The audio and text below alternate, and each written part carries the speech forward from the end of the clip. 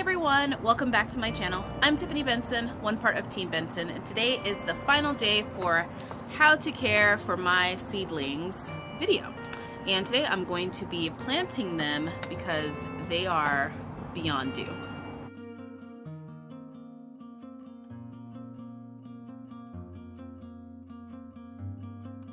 Alright guys, so my seedlings are like little jungles at this point. They are beyond due, they're ready to go, and they probably should have gone in about a week ago.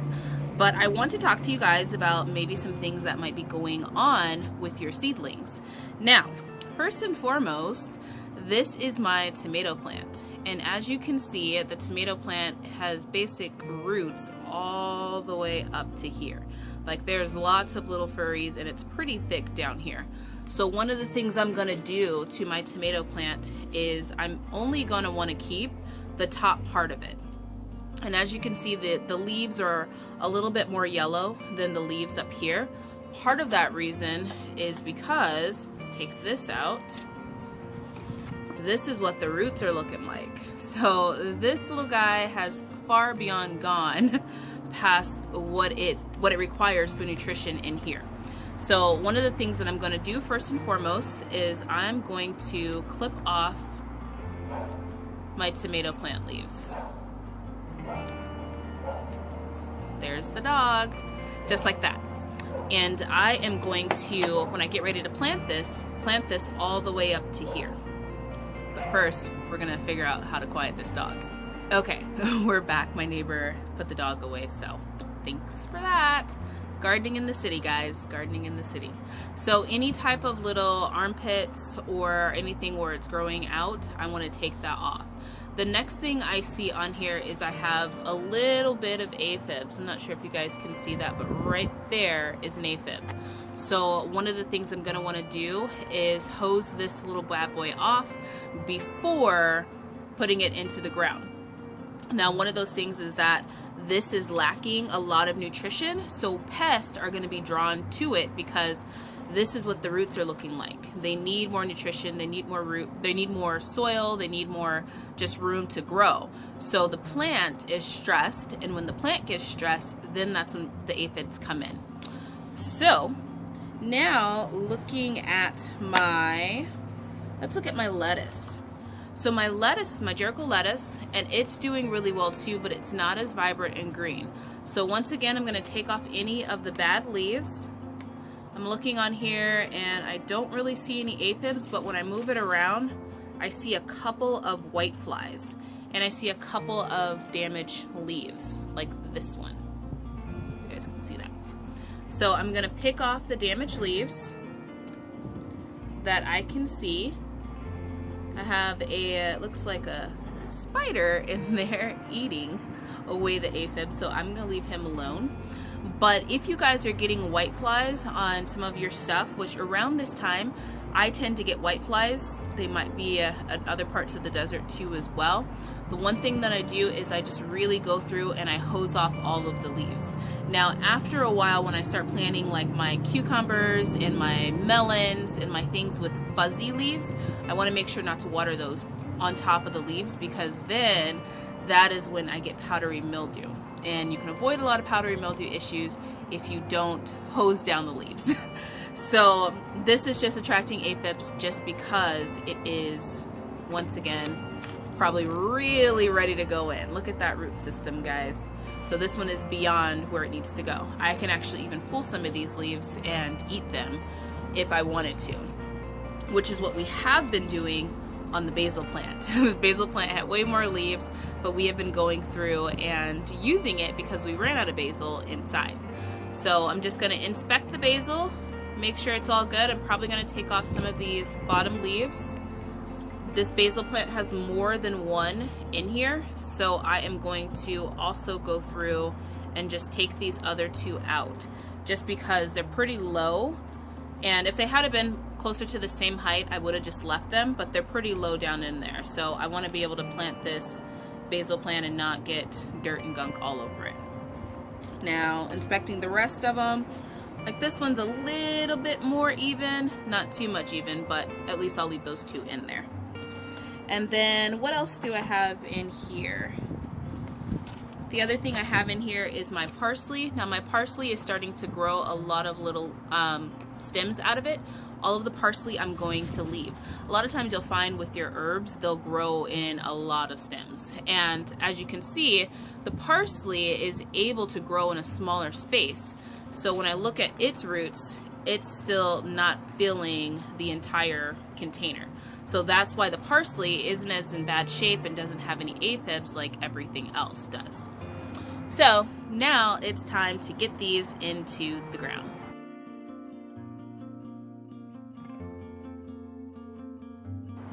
So one of the things I want to discuss before we start digging in my garden is some of the things that might be happening in your garden. If you guys have questions, leave them down below because I want to start using at least a bit of time in the video to answer some of those questions. Now, one of the things somebody asked me was leaf miners. I do not have any leaf miners in my garden. They tend to come a little bit later in the season, but one of the best ways that I control leaf miners is by simply just following the track where the leaf miner is and pinching the leaf, and that instantly kills the leaf miner. You can put things on them like oils or like neem oil or soapy water or anything like that, but you have to remember, living in a desert climate, all of that is direct sunlight onto your little baby seedling. So if you're putting like a neem oil on it and it turns out to be like 85, 90 degrees that day, or 80 degrees direct sun all day long, that can potentially burn your plant. So one of the things that I do, like I said, with leaf miners, since they're inside the leaf, is just simply pinch it and it goes away. It does leave the leaf with a little bit of like tracks in it, but it won't kill the plant. And once the plant starts growing off, then you can just easily prune off those leaves and then you have a perfect pretty plant again. Now let's get back to planting in my garden. So guys, I just want to show you this really quick, and I want to show you how beautiful my bed is looking with the row cover over it. Row cover is going to be something that I continue to have in my garden year after year and season after season because it has really made a difference in how my greens look. Look at this, guys. Have you ever seen something more beautiful than this? Look at all of these leaves. They're almost in perfect mint condition. And this is all from just covering them with the row cover so that those crazy little white butterflies or moths can't lay their little caterpillar babies all over my leaves. Now I'm going to go through and I'm going to plant a couple of these with you guys so that you can see how I am taking care of my plants and what all I'm doing. So first step I did was cut off all of the leaves because I want to bury my tomato plant as deep as possible. So I cut off all the leaves all the way up into just before the crown. Now the next step I'm going to do is hose this plant off to get any aphids off of it.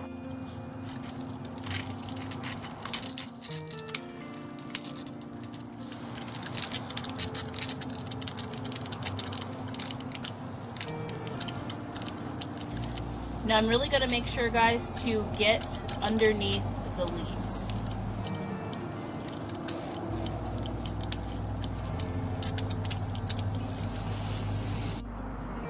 I don't know if you guys can see that, but little side note, my garden is always covered in little hummingbirds.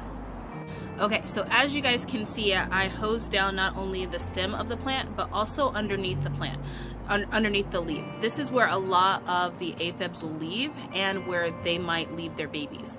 So any type of aphids or whiteflies, that's where all their little babies are gonna go. And I don't wanna take those aphids and whiteflies into my garden beds that are healthy. So the next thing I'm gonna do is I'm going to find a spot, dig a hole, and then in the hole I'm gonna put a scoop of compost and a scoop of bone meal. I talked about the bone meal and compost, which I can't hold up because it's a giant bag, but I talked about those both in my video before on what you need to be preparing your garden for your summer garden in the desert. So I will leave a link to that one down below. So if you guys haven't watched it, make sure you check it out so you know everything that you need. So let's go get a hole for this one dug and plop it on in there.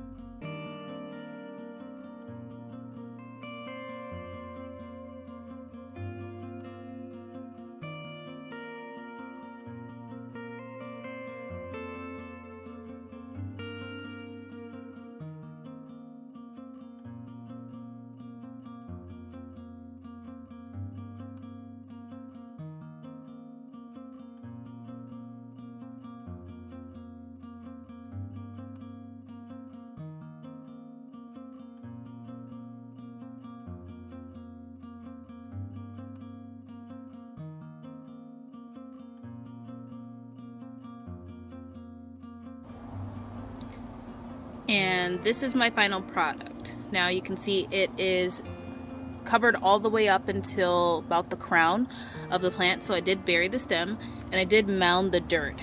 Now I will tell you why in a second. Okay, so that was the steps that I took in order to plant my tomato plant. Now, as you can see, I mounded the dirt because one of the reasons why is because I can't refill my entire beds. There's other things growing in there next to it, like radishes or my cabbage, that are at a lower level that I can't cover up with dirt.